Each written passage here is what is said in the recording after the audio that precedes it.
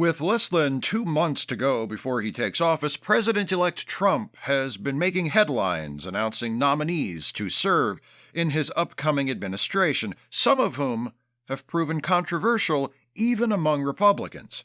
Here with the latest is our chief political correspondent. What can you tell us about the confirmation prospects of President Trump's cabinet appointments? Now that the bump in the road of Matt Gaetz's Attorney General nomination has been overcome and Gaetz has withdrawn and been replaced by former Florida Attorney General Pam Bondi, the prospects for President Trump's cabinet appointees being approved seem fairly strong. As our viewers surely know, cabinet-level appointees must be confirmed by the Senate, and with Republicans set to take control of the chamber with a 53-seat majority, confirmations should be smooth sailing. Matt Gaetz for Attorney General was the most eyebrow-raising of President Trump's nominations, but are you hearing any concerns from the transition team about the prospects of some of the other nominees? For example, Robert F. Kennedy Jr. for Secretary of Health and Human Services. My sources within the incoming Trump administration are optimistic about Kennedy's chances of being confirmed, though admittedly there are concerns among some Senate Republicans regarding RFK Jr.'s past support of the right to an abortion. I see. And what about RFK Jr.'s history of vaccine skepticism? Is there any indication that might threaten his confirmation? My sense is that that is not an issue for Senate Republicans. What about the fact that RFK Jr. met with government officials and influential anti-vaccine advocates in Samoa mere months before an outbreak of measles that killed 83 people and hospitalized nearly 2,000 more? No. What about RFK Jr.'s stated intention to order the removal of fluoride from drinking water? No. Are there worries that the history of sexual misconduct allegations against Defense Secretary nominee Pete Hegseth may threaten his nomination? Nah. All right, well... However, on that note, if Pete Hegseth's nomination does fail for some reason, there's more where he came from. I'm not sure what you mean. Can you elaborate on that? Pete Hegseth is a veteran of the military, of course, but recently he's been best known as a cable news personality. I was just pointing out that cable news, particularly cable news channels which have been steadfast in reporting the news in a way that has been fair to President Trump, for example, our channel is a rich reservoir of talent, ready and waiting to be tapped for any number of jobs in the new administration. You're suggesting that if President Trump is seeking additional personnel to fill out his administration, he should offer positions to people on our channel? I would never presume to tell President Trump who he should nominate to serve in his administration. However, I will point out that there are several positions in the executive branch perfectly suited to the skills of a journalist with years of experience, including jobs within the White House itself that do not require Senate approval. So any so-called scandals that may be uncovered and made public in the vetting process will be completely irrelevant.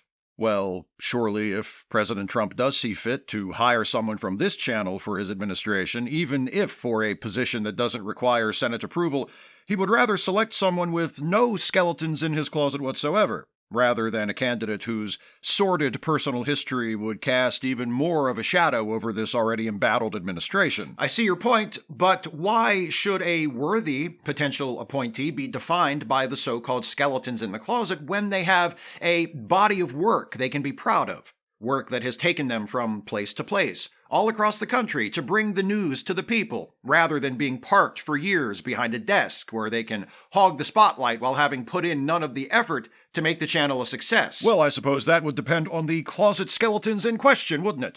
For example, if we're talking about someone who has committed a handful of relatively benign transgressions that anyone might have been guilty of, speeding tickets, a DUI in college stemming from an incident where nobody was hurt, a simple assault charge that nobody even remembers it was so long ago, plus all they got was community service, and since then, they've built a solid reputation as a consummate professional at work and a loving and committed family man at home, then it would only make sense to overlook the sins of the past in that case.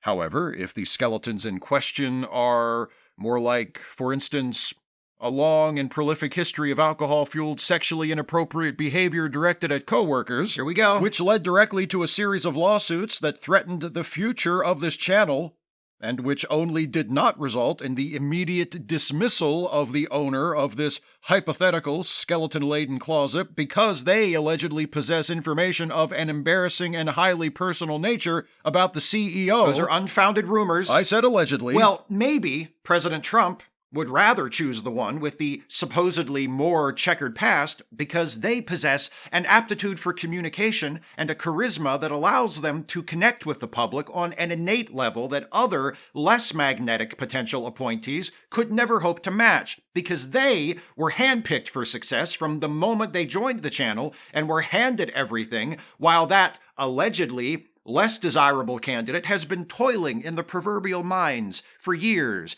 paying his dues, and all the time waiting for the day when his expertly honed talents and naturally attractive personality would be recognized and used to spread the message of the promised God-man whose coming this supposedly toxic and unemployable individual has been proclaiming for years like a modern-day John the Baptist, all the time waiting, praying, hoping to be plucked like a ripe fig from a withered tree, and placed within the horn of plenty that will nourish the soldiers who will shed the blood which washes away the old order and makes way for the glorious empire of Trump that will reign over the earth for 1,000 years and will still be standing long after you and your petty jealousies and your calculatedly detached on-camera persona have faded from the fickle memory of the human race.